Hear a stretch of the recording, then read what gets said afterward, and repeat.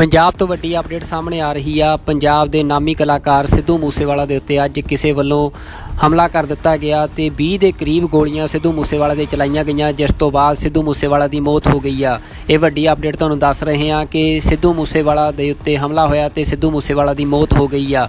ਸਿੱਧੂ ਮੂਸੇਵਾਲਾ ਨੇ ਇਸ ਵਾਰ ਵਿਧਾਨ ਸਭਾ ਦੀਆਂ ਚੋਣਾਂ ਵੀ ਲੜੀਆਂ ਸੀ ਤੇ ਸਿੱਧੂ ਮੂਸੇਵਾਲਾ ਦੇ ਉੱਤੇ ਇਹ ਹਮਲਾ ਜਿਹੜਾ ਹੈ ਵੱਡੇ ਸਵਾਲ ਪੰਜਾਬ ਸਰਕਾਰ ਤੇ ਵੀ ਖੜੇ ਕਰ ਰਿਹਾ ਹੈ। ਪੰਜਾਬ ਸਰਕਾਰ ਵੱਲੋਂ ਬੀਤੇ ਕੱਲ੍ਹ ਸਿੱਧੂ ਮੂਸੇਵਾਲਾ ਦੀ ਸੁਰੱਖਿਆ ਵਾਪਸ ਲਈ ਗਈ ਸੀ ਤੇ ਇਸ ਗੱਲ ਨੂੰ ਜਨਤਕ ਵੀ ਕੀਤਾ ਗਿਆ ਸੀ, ਜਿਸ ਤੋਂ ਬਾਅਦ ਅੱਜ ਸਿੱਧੂ ਮੂਸੇਵਾਲਾ ਤੇ ਹਮਲਾ ਹੋਇਆ ਤੇ ਉਹਨਾਂ ਦੀ ਮੌਤ ਹੋ ਗਈ ਆ। ਦੱਸ ਦਈਏ ਕਿ ਪੰਜਾਬ ਸਰਕਾਰ ਵੱਲੋਂ ਇਸ ਤਰ੍ਹਾਂ ਇਸ ਗੱਲ ਨੂੰ ਜਨਤਕ ਕਰਨ ਤੇ ਸਵਾਲ ਵੀ ਖੜੇ ਹੋ ਰਹੇ ਸੀ।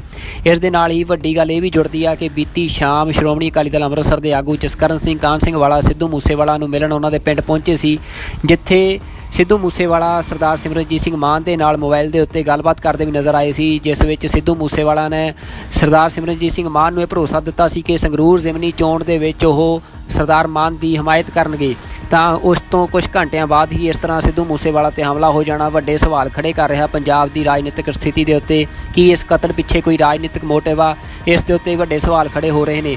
ਦੱਸ ਦਈਏ ਕਿ ਇਸ ਤੋਂ ਪਹਿਲਾਂ ਦੀਪ ਸਿੱਧੂ ਵੱਲੋਂ ਜਦੋਂ ਸਰਦਾਰ ਸਿਮਰਨਜੀਤ ਸਿੰਘ ਮਾਨ ਦਾ ਚੋਣ ਪ੍ਰਚਾਰ ਕੀਤਾ ਜਾ ਰਿਹਾ ਸੀ ਤਾਂ ਦੀਪ ਸਿੱਧੂ ਵੀ ਬੜੇ ਹੀ ਸ਼ੱਕੀ ਹਾਲਾਤਾਂ ਦੇ ਵਿੱਚ ਦੀਪ ਸਿੱਧੂ ਦਾ ਕਤਲ ਹੋਇਆ ਸੀ।